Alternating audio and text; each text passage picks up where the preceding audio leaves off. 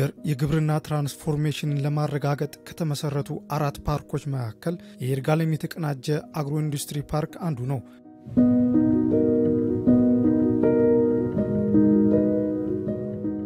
ፓርኩ የታቀደለትን ያክል ውጤታማ የሚያደርጉ ስራዎችን በመስራት ላይ ይገኛል። በይርጋለም የተቀናጀ አግሮ ኢንዱስትሪ ፓርክ የሚተዳደሩ 6 የገጠር ለውጥ ማዕከላት አሉ። ከነዚህ ማዕከላት መካከል 3ቱ በሲዳማ ክልል የሚገኙ ናቸው። የነዚህን የገጠር ለውጥ ማዕከላት የሥራ አፈጻጸም የሲዳማ ክልል ኢንዱስትሪ ፓርኮች ልማት ኮርፖሬሽን ማኔጅመንት አባላት የመስክ ምልከታ ባላለቁ ፕሮጀክቶች ላይ አካሂዷል።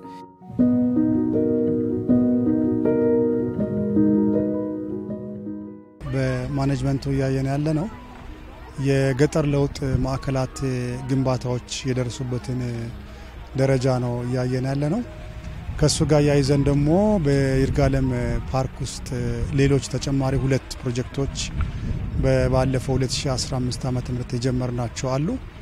የነሱ ማፈጻጸም ምን ደረጃ ያለው የሚለውን ነው በጋራ ያየን ያለ ነው። በሲዳማ ክልል ውስጥ የሚገኙ 3ቱ የገጠር ለውጥ ማዕከላት ናቸው። አንደኛው በንሳ ነው። በንሳ ያለው ተጠናቋል። ወደ ኦፕሬሽን ሂደት እየተገባ ያለበት ሁኔታ ነው ያለው። አሁን ሞሮቾና አለታ ወንዶ ያሉ 2 የገጠር ለውጥ ማዕከላት የመጀመሪያው ፌዝ ግንባታዎች ተጀምረዋል። እነዚህ የገጠር ለውጥ ማዕከላት አላማቸው ለዚህ ለዋና ፓርክ ግብአትን የመመገብና የቴክኖሎጂ ሽግግር ለአርሶ አደሩ የማሸጋገር የአርሶ አደሩን ዲሞንስትሬሽን ሳይቶች ናቸው።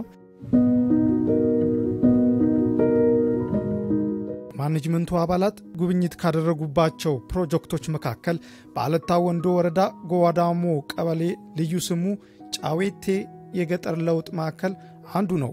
ማዕከሉ 197 ሚሊዮን ብር በላይ ወጪ ተደርጎ የሚገነባ ነው። ዛሬ 5 ወር በፊት ነው ውሌ ገብተን ወደ ስራ የገባ ነው። ከገባን ጀምሮ ስራው በተባለው ፍጥነትና በተባለው ስኬጁሉ መሰረት ነው እየሄድን ያለ ነው። እንደምታውቁት ያው ወቅቱ የዝናብ ማውማ ስለሆነ የተወሰነ 1-2 ወር አካባቢ ዝናብ በጣም እየዘነበ ስለነበረ ትንሽ ስራው ባልነው ፍጥነት ትንሽ አልደለንም። ግን እንደዛውም ቢሆን በስኬጁሉ አልወጣንም። በተሰጠን ጊዜ ውስጥ አልወጣንም። ያንን ዝናቡንም ሁኔታ እሱንም ችለን የተለየ ሜትሮሎጂ ተጠቅመን መንገድ በመስራት መኪኖች ሴሌክት ማቴሪያሎች ሲያስገቡ ጭቃ እንዳይዛቸው መንገድ በመስራት በተባለ ጊዜ ውስጥ ስራውን እንደምታዩት እየሰራን ያለ ነው በጥራትና በፍጥነት። እግዚአብሔር ፍቃዱ ከሆነ ከዚህ ከ4 ወር በኋላ ለመጨረስ ነው ቅድ ይዘን እየሰራን ያለ። በይርጋለም የተቀናጀ ግብርና ኢንዱስትሪ ፓርክ ስር ለመገንባት ጥናት ከተደረገባቸው ማዕከላት አንዱ የጫዌቴ የገጠር ለውጥ ማዕከል ግንባታ የአገር ውስጥ ጨረታ ወጥቶ አሸናፊ በሆነው ተስፋዬ ጸጋዬ ጠቅላላ ህንጻ ተቋራጭ ግንባታው የሚከወን ነው። የተቋራጩን የ5 ወር የሥራ ክንውን የኮርፖሬሽኑ ማኔጅመንት በቦታው በመገኘት የመስክ ምልከታ አድርገዋል። ጫዌቴ የገጠር ለውጥ ማዕከል ጠቅላላ ስፋት 11 ሄክታር ሲሆን በመጀመሪያው ምዕራፍ በ3500 እና በ1500 ካሬ ሜትር ላይ የሚያርፍ ሼዶችና የዋና መግቢያ በርን በ9 ወራት ውስጥ ሰርቶ ለማስረከብ ተቋራጩ ውል ገብቷል። የማዕከሉ ግንባታም በአሁኑ ሰዓት በጥሩ ፍጥነት ላይ መኖሩን ከማኔጅመንት አባላት ለማወቅ ተችሏል። የዚህ የአለታ ወንዶ ገጠር ለውጥ ማዕከልን ሊያሳይ የሚችል ብራንድ የሆነ ዋና መግቢያ በርም የዚህ ያሁኑ ግንባታ አካል ነው። እነዚህ ፕሮጀክቶች ስንመለከታቸው በአሁኑ ሰዓት ዋና መግቢያ በሩ ከ65% በላይ ደርሷል። 1500 ሼድ አሁን እንደምንመለከተው አብዛኛው የሲቪል ስራዎች እየተጠናቀቁ እየሄዱ ያሉበት ሂደት ላይ ነው የሚገኘው። መሰረታዊ ምንላቸው ከመሬት በታች ያሉ ስራዎች በሙሉ አልቋል። ሱፐር ስትራክቸር ምንለው ደግሞ የኮለን ማቆም፣ ኢንተርሚዲየት ቢሞችን ማሰር እና ሌሎች አጋሽ ስራዎችን የማጠናቀቁ ስራ አልቋል። አሁን ኮንክሪት ለመሙላት ስላብ ለመስራት ቤት እየታሰረ ነው የሚገኘው። ኦሬዲ ሃርድ ኮር ተሞልቷል። ይሄንን በ40 ቀን ውስጥ ሙሉ ከጣሪያ ጭምር ለመጨረስ ከኮንትራክተሩ ጋር ዛሬ ላይ አግሪመንት ላይ ደርሰናል። ኮንትራክቱም ኮሚትድ ሆኗል። ሌላው የመስክ ምልከታ የተደረገው በይርጋለም የተቀናጀ የግብርና ኢንዱስትሪ ፓርክ ውስጥ እየተገነቡ ያሉ ስራዎች ናቸው። በዋናው ግቢ በግንባታ ላይ ያለው የፈሳሽ ቆሻሻ ማጠራቀሚያ ግንባታ በኮርፖሬሽኑ ማኔጅመንት አባላት ጉብኝት ተደርጎበታል። ኦሬዲኛ ወደ ስራ ከገባን ወደ 7 ወር አካባቢ 7 ወር 8 ወር አካባቢ ሊጠጋ ነው። እንዳፈጻጸም ሲቪል ወርኩ ወደ 80% ደርሰናል። ሲቪል ወርኩ ኤሌክትሮሜካኒካል ደግሞ ተገዝቶ ሺፕ ተደርጓል። ከ10 ቀን በፊት ኦሬዲ ትራንስፖርት ጀምሯል። ከ10 ቀን በኋላ ወይም ደግሞ ከ11 ቀን በኋላ ሳይት ላይ ይደርሳል። ስለዚህ ኦቨርኦል እንደ ፕሮጀክት ማሽኑ እዚህ ከገባ ወደ 90-80 አካባቢ % ደርሰናል ማለት ይቻላል። አንድ ወር አካባቢ ነው የቀረን። በአንድ ወር ውስጥ በተሻለ መጠን ለማጠናቀቅ እንሞክራለን። እዚህ ይርጋለም የተቀናጀ ግብርና ኢንዱስትሪ ፓርክ ውስጥ 11 የተጠናቀቁ ሼዶች አሉ።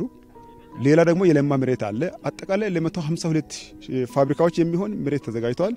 ለነዚህ የሚሆን ቀሪ ስራዎች ደግሞ እየተሰሩ ነው የሚገኙት። ከነዛ መካከል አስቀድሞ ለተገነቡ ለ11 ሼዶች ወይም ለ11 ፋብሪካዎች የሚሆን የፈሳሽ ቆሻሻ ማጣሪያ ግንባታ አንዱ ይገኛል። ሌላኛው መሬት እንዳይጎዳ መሬትን ደግሞ መልሶ በአረንጓዴ ልማት መሸፈን አንደኛ ስራ ነውና ይህንንም በማህበራት የማሰራቱን ስራ እያሰራን እንገኛለን። ይርጋለም የተቀናጀ ግብርና ኢንዱስትሪ ፓርክ ውስጥ ያለው የዌስት ዋተር ትሪትመንት ፕላንት በእንግሊዘኛው ማጣሪያ የቆሻሻ ማጣሪያ ግንባታ ነው የሚባለው። ይህ ግንባታ በ178 ሚሊዮን ብር ነው እየተገነባ ያለው። ይህ ግንባታው አሁን ደረጃ የሲቪል ወርኩ ወይም እዚሁ የሚሰራው የግንባታ ስራዎች አልሞስት ሙሉ በሚባል ደረጃ እየተጠናቀቀ ነው ያለው። በዛሬ ባለን ጉብኝት ወደ 94% አካባቢ እንደደረሰ ነው የተመለከት ነው። ቀሪ ጥቃቅን የሚለቀሙ የሲቪል ወርክ ስራዎች አሉ። በተያዘው ጊዜ ውስጥ እሱም ማለቅ ይችላል። ኮንትራቱ ሊያርቅ እሱም የ9 ወር ፕሮጀክት ነው። በእርግጥ ባለው በቀጣይ 40 ቀናት ውስጥ አጠቃላይ ስራዎቹ ያልቃሉ ብለን ነው እሱም ጠብቀው። በኮንትራቱ 8 ወር ሆኖታል። ወደ 40 ምናምን ቀን አለው። በእርግጥ አንድ ወር ሌት ሆኖ ነው የጀመረው። እሱ ኤክስቴንሽን ከጠየቀ አልሞስት 40 ምናምን ቀን ውስጥ ያልቃል ብለን ነው የምንጠብቀው እሱንም።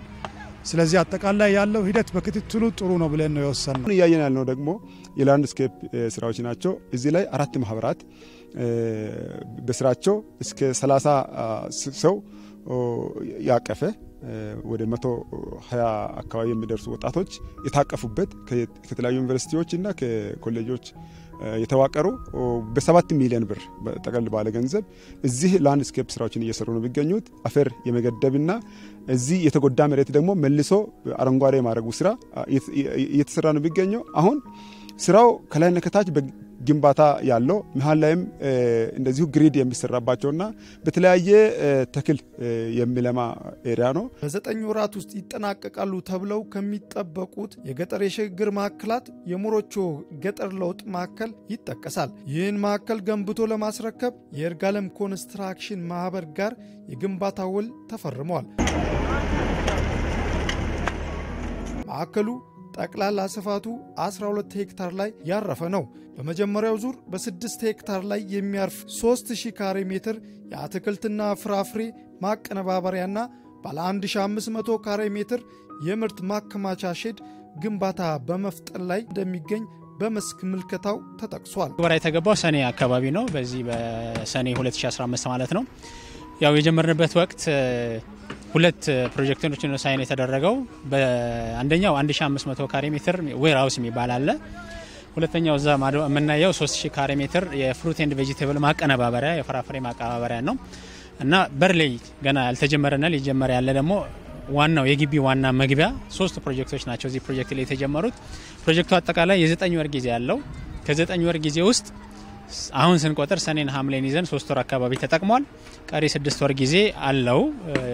በኮንትራቱ መሰረት ጃንዋሪ ላይ ማለቅና ለርክክብ መዘጋጀት አለበት ብለን እናቀዳናል። ግን ከቅድ በዚህ አሁን ባለው ፐርፎርማንስ ከቅድ ወደዚህ ለመጨረስ የሚያስችለን ነገር ጥረት እያደረግን ነው።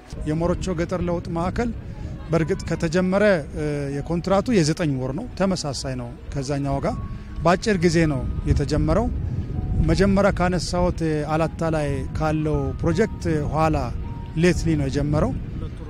2 ወር ወደ ኋላ ነው የጀመረው። ነገር ግን እንቅስቃሴውን ስናይ በጣም አበረታች ተብሎ የሚወሰድ ነው። በሲዳማ ኢንዱስትሪ ፓርኮች ልማት ኮርፖሬሽን በቅድሚያ ማለቅ ያለባቸው የይዞታ ጉዳዮች መኖራቸው ደረጃውን የጠበቀ ዋና መግቢያ በር ግንባታ ለመገንባት መቸገራቸውን የሞሮቾ የገጠር ለውጥ ማዕከል ተጠሪ መሐንዲስ አስታውቋል። እንዳሰሪ በአሰሪ መስሪያ ቤት በኩል መፈታት ያለባቸው አንድ ሁለት ነጥቦች አሉ። ሳይቱ ለዚህ ለለኩ ከተማ ውሃ የሚያቀርብበት መስመር የሚያቋርጥበት ሳይት ከመሆኑ አንፃር በዚህ በ3000 ካሬ ሜትር ሼድ ውስጥ ነው ዋናው የውሃ መስመር እያለፈ ያለውና ያንን እስካሁን አለመነሳቱ ስራውን በተሻለ ሁኔታ ለማስቀጠል አልተቻለም። አሁንም ዛሬም ነገም እንፈታለን ብለዋል። ያንን የቤት ስራ እነሱ ይወስዳሉ።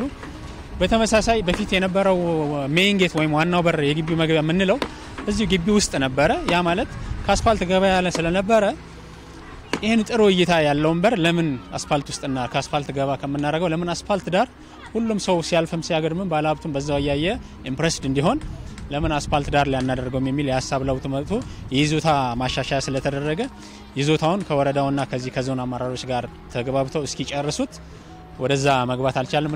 እንደሱ ፈተው ያንን ከሰጡም በኋላ ዋናውን ግንባታ እንጀምራለን ማለት ነው። በጉብኝት የተገኙት የኮርፖሬሽኑ ማኔጅመንትም በቀጣይ እንደሚያስተካክሉት አንስተዋል። በእኛ በኩል እዚህ ጋር የቀረው ምንድነው የዋና መግቢያ በር እስካሁን ድረስ አልተጀመረም። እሱም ደግሞ መግቢያ በር አካባቢ ላይ ትንሽ የሚነሱ ነገሮች አሉ። እሱን ከወረዳው ጋር ተነጋግረን ካነሳን በኋላ በዚህ ሳምንት ይሄንንም ስራ እናስጀምራለን ብለን ነው የወሰንነው። ስለዚህ እሱ በውይይት ካለው አመራር ጋር ምንፈታው ነው። እሱ የኛ አሳይመንት ነው የሚሆነው። ኮንትራክተሩ ዝግጁ እንደሆነ እሱ ላይ ማየት ይችላል ማለት ነው። ሞሮቾ አርቲሲ ወይም የገጠር ለውጥ ማዕከል ላይ አሁን እንዳነሳው ግቢ ውስጥ የውሃ መስመር አለች። እሷ ውሃ መስመር መለስተኛ የቦታ ለውጥ መደረግ አለበት። እሱን ከነገ ጀምሮን ከቦታው ለውጥ እናደርግና የተጀመረው የ3000 ሜትር ስራው እንዳስተጓጎል በአሁን በተጀመረው ፍጥነት እንዲቀጥል ለማድረግ ስራ እንሰራለን። እነዚህ የገጠር ለውጥ ማዕከላት ለበርካታ ዜጎች የስራ ዕድል ከመፍጠራቸው በዘለለ የግብዓት ማሰባሰቢያ ማዕከል በሚሆኑበት ጊዜ ለአርሶ አደሩም ሆነ ለባለሀብቱ የገበያ ዕድል ይፈጥራሉ ተብሎ ይጠበቃል። መሰራው የአናጽነት ስራ ነው መሰራው። እኔ በበኩሌ በጣም ተጠቃሚ ነኝ። እቺ ፕሮጀክት ከመጣ ጀምሮ ብዙ ገበያ ያገኛለሁ። ጓደኞችም እንደዛ ነው የሚያገኙት እና እዚህ መሰሩት ቢያንስ ከ200 በላይ የሆኑ ሰራተኛ አለ። በጣም ተጠቃሚ ነው የሆኑት። ስለዚህ ለኛ በተለይ በዚህ በጎባዳሙ ባለታ ወንዶ ከተማ በጎባዳሙ ቀበሌ አሪፍ ነው ስራ ፈጥሮናል ለወጣቶች እላለሁ በእኔ በኩል ማለት ነው።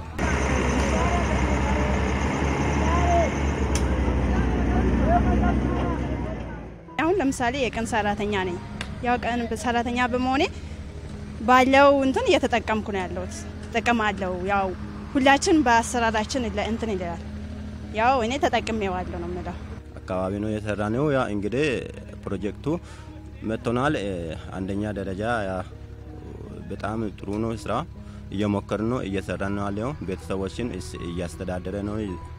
እዛ ገንተነው ብር እንግዲህ ያው ባለሙያነት ነው የምናገኘው። ጥሩ ነው ስራ ቤተሰቦችን እያስተዳደረ ነው ያለነው።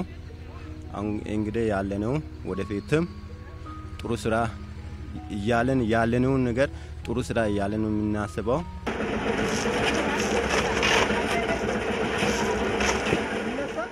ከነድሮው ስራ ጦኜ ነው የቆየሁት። ትምህርት ጨርሼ በተቀምጬ ነበር። አሁን ደግሞ ስራ ስለተፈጠረ ስራ አግኝተን ጥሩ እድል አግኝተን ብር የወሰደን ምግብንም ሁሉንም ነገር ቤተሰቦቼንም ሁሉንም እያገዘን ነን ያለን ነው። አሁን ላይ እነዚህ የገጠር ለውጥ ማዕከላት አሁን እየተሰሩ ያሉት ዋናዎቹ ሲያልቁ ግብዓቶቹ እዚህ ይመጣሉ።